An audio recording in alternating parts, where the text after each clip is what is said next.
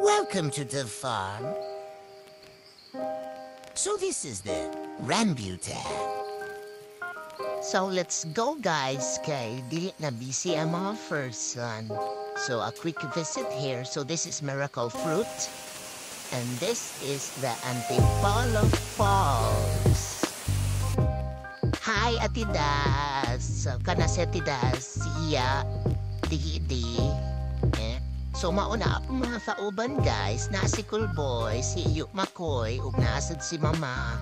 So kumbati Tidas. So mauni ang area nga naa ang dragon fruit. Hi Em! Hi Tidi! Kumbati diha. Og ako na pasumangil. Palepal, charot. So mo na siya guys. Oh, kumbati, ikaw ano na. So mauna ang bunga. Naay bunga. So 1 year na di ay ning dragon fruit. Og 6 months na ni wala na. Visit na mo. So kumbati diha mama. Paghinay kay naay tunok. So kay bangana ng dragon fruit yang punuan kay ang uban kay wala mo pilit. Kumbati tidas, bahalag na iuwan. Basta kay makakauntaan puhon sa dragon fruit.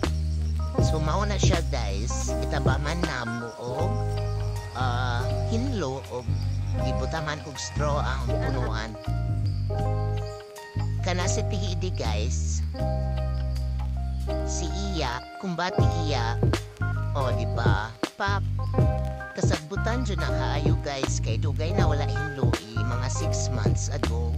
Pero pagkaugmaan na guys, na ay mga 12 persons nitong kay gimawaran ang tanan na area diha sa farm para mahinlo, makita ang mga prutas uban. So gauwan na guys, tanawa sa nangita na og sundang kay nawala man bao arato. Diha aratos kasagbutan si Iya guys ni silong sa lubi.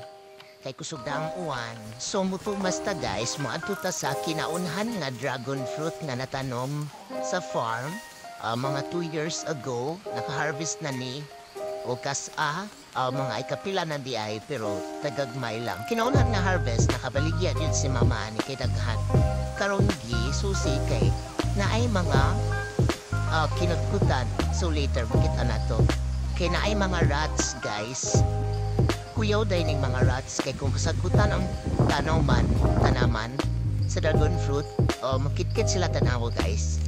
Pero daghan ka ay bunga ang dragon fruit, guys. Ang mga dagko uban mo igipang kit sa rat. Okay? So, nangita o tanang tambaw sila mamaanha. So kana ang mga flowers, dragon fruit, diba? Kana cute kayo guys, nindot ang bunga. Tanawa. Kana ang kinutkutan guys, padungan na siya mo, dako mahinog pero ikutkut naman.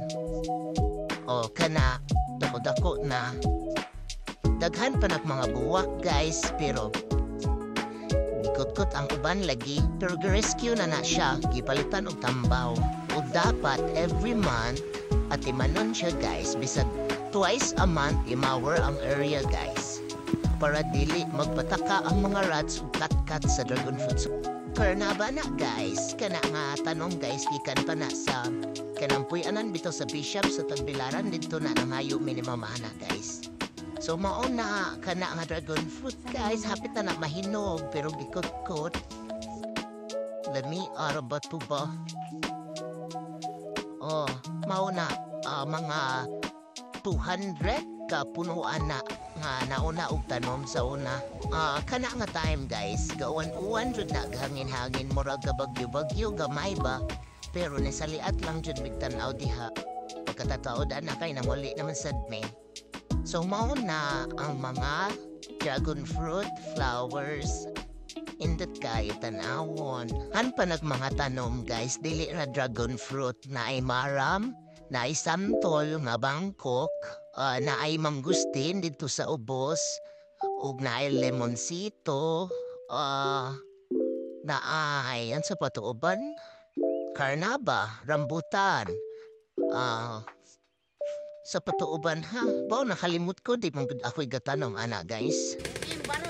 Padung na may mamuli anak guys. So gahaka man si Ate Hidi og sakay. Gusto man ko na mo sakay si Danaho nga motor. So hala. Hawin diha Ate Hidi kay malupad taron karot. Na ni Thomas na may anak guys.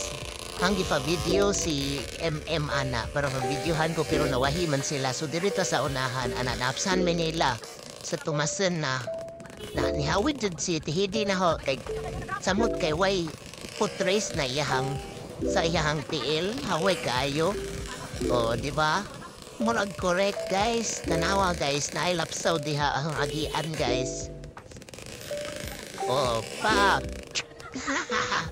Tanawa, lingawa kayo sa bukid, oy. Makamingaw. Mingaw ko sa motor. O, tanawa, mawahina na school boy ron. Mawahina na. No, at sila kaabas, bisa ginahinay rako. O, diba? Uwan-uwan pa dyan na, guys. Kay dam pa dyan na ka, guys. Turbaan bisa ko pagliko at tus kantang o, ben ang matumba ko. Wana ka tuma si Coolboy na bilin. Wana, bye-bye. Di na ko nila makit-an anak, guys. Rider biyata, guys. Ay, gimingaw na ko sa motor, guys. Asa na ka to? Magtambay na lang. Bye guys, see you sa next video vlog. Haha, bye-bye.